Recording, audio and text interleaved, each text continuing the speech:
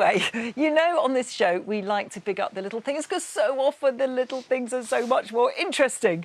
And tonight, it is the turn of the limpet. Yes, you heard me, the limpet.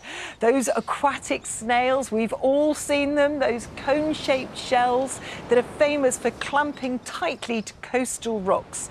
And you usually see hundreds of them clinging on. And you might think that underneath that cone shell, there's nothing going on. And in fact, they're very boring. Oh, you'd be so wrong. And we're about to prove that. We're going to tell you some fantastic stuff about limpets using this beautiful facsimile here made by Lucy Lapwing. What about that, eh? Do you fancy a cuddly limpet? It's gorgeous, isn't There's it? going to be a that doing well in the There's shops. going to be a market for these, isn't there? Let's start with evolution, OK? Because the limpet is a gastropod, a form of mollusk.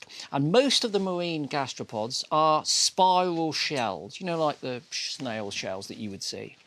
But the limpet isn't. And what we know is that over the last 500 years, on 500 million, on the last 500 million years, on at least 54 occasions, those gastropods have evolved into having this conical type shell. Now, the interesting thing is that those gastropods, the 54 of them, were not directly related. They'd come from different branches of the mollusk tree, as it were. So this is an example of convergent evolution, where animals which are unrelated come up with the same solution to a problem. We see it in other groups, but we've never seen it in as many times as 54 as we see in the limpet. And we think, in fact, there's more convergent evolution being demonstrated there than there was in the evolution of our eye. The question is, why, over 500 million years, on 54 occasions, would gastropods turn themselves into a shell shaped like this? Well, it's all to do with where they live. And this is where they live. They live in the intertidal zone. So they have evolved to survive. It's basically survival of the fittest in the environment they live in, which is, as I say, the intertidal zone. So they need to cope with extreme changing conditions. So when waves come in, they get buffeted, and that cone shape distributes energy of waves in a very efficient way. And then they've got the big base of it as well, so they can stick on to the rocks. Stick on to the rocks.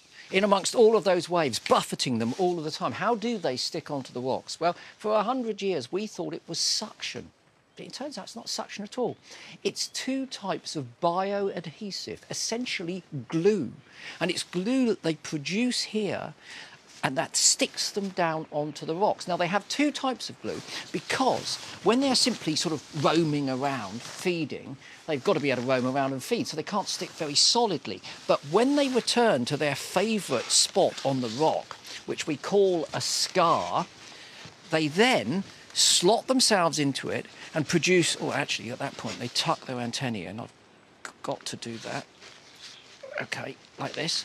And they stick themselves down into the scar like that, where they simply cannot be moved. And here we can see those limpets shuffling around, using their foraging glue as they move around, jostling for position with each other. But then, at a certain point, they decide that they want to go back to their scar. And that's what they do. Of course, they don't just sit in their scar, do they? They don't. Why are they stuck to the rocks in the first place? Well, it's because they eat the algae. How do they eat the algae? Well, if I take this limpet off, I just love this. I love the design of it. It's got this organ, which is like a tongue. It's a radula, it's called. And on the tongue, we have lots of little teeth. Look at that. It's just brilliant. Look at those teeth. And these are less than 1 millimetre in size, and they are enormously strong. In fact, they have the highest tensile strike of any biological substance that we know in the natural world. And the tensile strength means that basically they just can't be deformed. And they use those for scouring the surface of the stone whilst they're moving around like this, feeding on algae that grows on the stone. And they transfer that algae via the radula into the stomach of the limpet. And there's the limpet. Look, it's been out feeding, using its foraging glue, and it's about to use its resting glue as it settles into its scar. Now, what about that? I love the way that it fits in perfectly. I mean, it's like a key, isn't it? That goes perfectly if I tuck it in into there.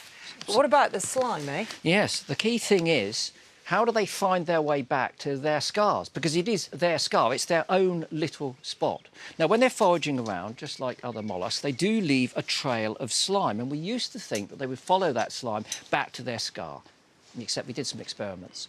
And scientists used, wait for it, oven cleaner to get rid of the slime. So they covered all the slime away, and the limpets still just went straight back to it. Then they took a hammer and they started to deform the rock, changing the topography of the surface, which they might have learned. They still went back to their scar. And in fact, what they notice is that when they go out foraging, even if they go in... Get it foraging. Forage with Forage, that. Forage. foraging. Get your radula out, darling. Honestly. OK, I've got my radula. Oh, God, no, you've just pulled the radula off, honestly. The value. Here we go, Right. we're foraging. Yes, foraging. Yeah. And then even if they go in a different direction... Oh, different direction. They will find their way back. Oh, All right. They will find their way back to the scar. Now, the question is, how do they do it? And the answer is, we don't know. It's probably a number of environmental factors that they're using, or maybe chemical senses, or a mixture of all of those things put together. But at this point in time, we don't know how the limpets find their way home. It's incredible, isn't it? So there we go. Oh, I love Never all that. underestimate A a limpet. limpet again. They're extremely interesting creatures. Do you know, I think it's time for me to get into my little scar, to put my cone head on and enjoy a mindful moment with the sights and sounds of the forest, which has been filmed by our very own Hannah Stitford.